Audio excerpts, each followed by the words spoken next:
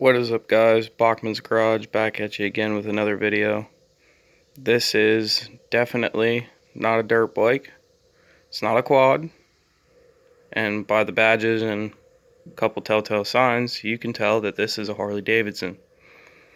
Little known fact, my dad is a big fan of Harley Davidson. Growing up, this bike was always in the family. My uncle bought it brand new. And then my dad purchased it from him. And it's been sitting ever since my dad got his 2010 Street Glide. This is a 1979 Harley Davidson AMF Sportster 1000. I think it's the XLH, but it's got 6-inch extended forks and the very narrow ape hangers, and that is what was done from factory to make it different, because my uncle and his two buddies all got the same bike, but they all did something different to it, and he also got the king and queen seat and high backrest. It was originally black. My dad repainted it because he was an auto body guy, and at night this blue looks purple, but during the day it's very blue. So it has been sitting since 2012. That was the last current inspection sticker on it back there, if you can see it.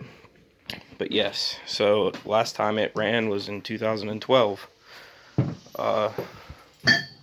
My goal is to clean it up, do a couple little things to it, and hopefully very soon, when I get my regular license back and I get my motorcycle permit, I can ride this and my sport bike. I can ride this when I ride with my dad and my uncles and a couple of my buddies that have Harleys. And then a couple of my buddies that have sport bikes, I can go out and ride with them on the FZ. And the FZ is just a better commuter because this thing is a gas hog. But basically what has been done to it, around 3,000 or 4,000 miles, my dad completely rebuilt the entire engine.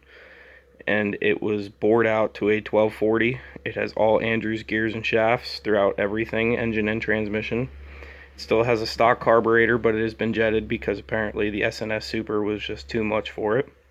It has 1 3/4-inch slant cut drag pipes, a drag specialty stage 3 clutch, and 14:1 compression ratio pistons. The other little details I'm not 100% sure. I was told it had a brand new chain and sprocket about 2,000 miles ago. The tires are good tread-wise, but they need replaced because they're just old and dry rotted.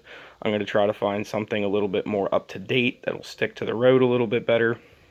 So those are getting replaced.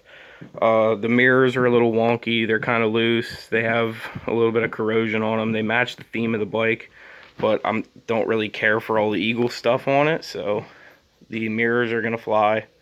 And the gas cap is a little wonky and the O-ring is worn out in the bottom, so I'm going to get a regular chrome gas cap. This old tattered fender bag is going to fly, along with the other various leather things that my dad put on it. Those are all going to come off of it. And there's this bag that's bungee corded on the back. That's going to go. I want to make this bike look clean again. And if I need to carry anything with me, other than the new fender bag, which will have the registration and everything in it, I'll just carry a backpack with me. And I could always bungee cord the backpack to the backrest. It's very tall, so this passenger peg is missing one of the stops in it, so I'm going to replace these with metal passenger pegs just because of how close this one gets with the exhaust. And if you fold it up, it actually touches it. So that's the only thing that kind of sucks about this here bike, is the pipes come right down in front of the passenger peg, so passengers have to be very careful on that side of the exhaust. This side's not so big a deal, not to mention they're just kind of worn out. This one's kind of facing forward. The rest of the pegs and the highway pegs, they're fine. I might change the highway pegs eventually, but these ones are kind of hard to find, so I'm not going to mess with them. Other than that, all the turn signals are going to be replaced. I have a list here. So, fork bag, turn signals, passenger pegs, mirrors, gas cap, tires and tubes. It definitely needs a battery. And just to be safe, I might as well do spark plugs. And it has a special kind of oil filter on it. I can't remember what my dad said it was, but we're going to replace one of them. And then, you know, it just needs cleaned and polished. And there's some pretty nasty boot rubber on this pipe. end on the back here a little bit. So we're going to try and get rid of all that, polish all the chrome out, try to buff out the paint, make it look as good as possible. I really want to get rid of the leather bra, but my dad likes it, so, and it's still technically his bike, so we're gonna probably just clean that up with some saddle soft, make it look good again, and put it back on there. Maybe I can change his mind.